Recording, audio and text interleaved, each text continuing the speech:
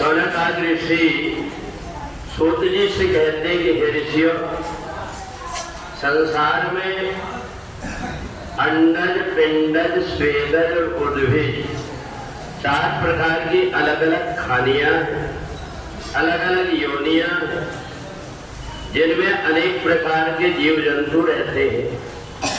और इसलिए जहां तक हो जाए दूसरे प्राणियों को न सताए तो ज्यादा अच्छा होता है। परंतु जब ज्यादा ही किसी प्रकार की विपरीत परिस्थिति आती है तब की बात अलग है। एक नगर में एक उपरिचर नाम के राजा रहते थे। उनकी रानी के कहने से एक दिन वो शिकार खेलने के लिए गए।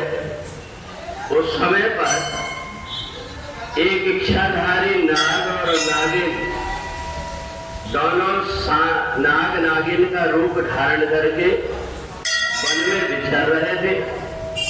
और उस समय अभिमानी राजा रथ में बैठ करके दौड़ाते हुए जब चला तो आगे आगे नागिन चल रहे थे, पीछे नाग चल रहा था।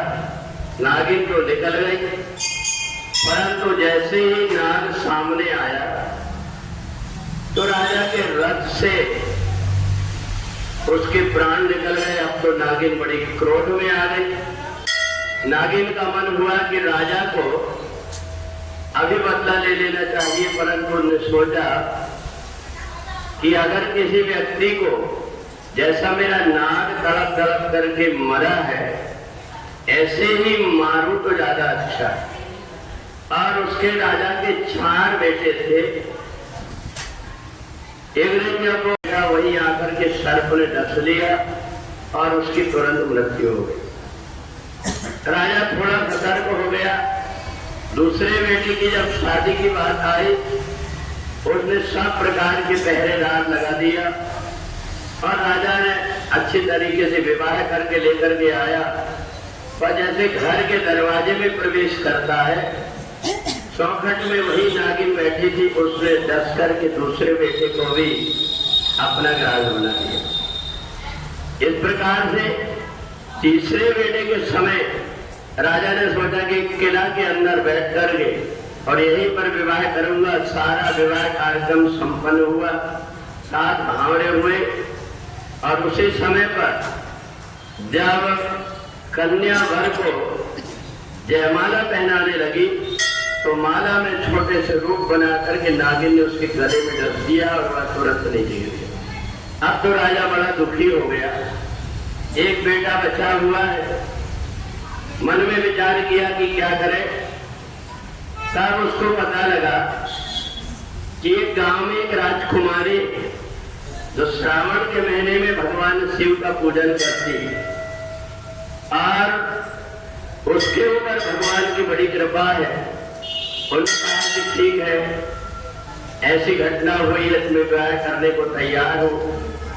और वो विवाह करने लगी। उन्होंने कहा कि जब भी कोई बात आए तो तुम मेरी बात को मान लेना। डोली में बैठाल करके अच्छे तरीके से जब लेकर के चले, उसी समय पर नागिन आकर के रथ में चढ़ने लगी, परंतु वो कन्या के आसपास आ ना पाए। भगवान शिव का त्रिशूल जाकर के उसको अलग कर दे। वो बहुत परेशान हो गई। तब कन्या ने मन में विचार किया कि अब ये इतने दूर से आई है, इसका स्वागत करना चाहिए। उन्हें थोड़ा सा दूध लेकर के नागिन को रख दिया और नागिन के आगे हाथ जोड़ करके कहा कि देखो, राजा ने गलती से सब कुछ किया है, इसकी सजा 3 बेटों को तुमने मार करके ले दिया। अब मेरे साथ में ऐसा मत करो। मैं हर पंचमी को श्रावण की तुम्हें दूध पिलाऊंगी और तुम्हारी पूजन करूंगी। और जो नाग है आज से वो मेरा भाई के रूप में रहेगा। तो उसी समय इच्छाधारी नागिन प्रसन्न हो गई और उन्होंने कहा कि श्रावण के महीने की पंचमी के दिन जो भी नाग नागिन के नाम से दूध रखता है उसको सर्प से भय नहीं रहता।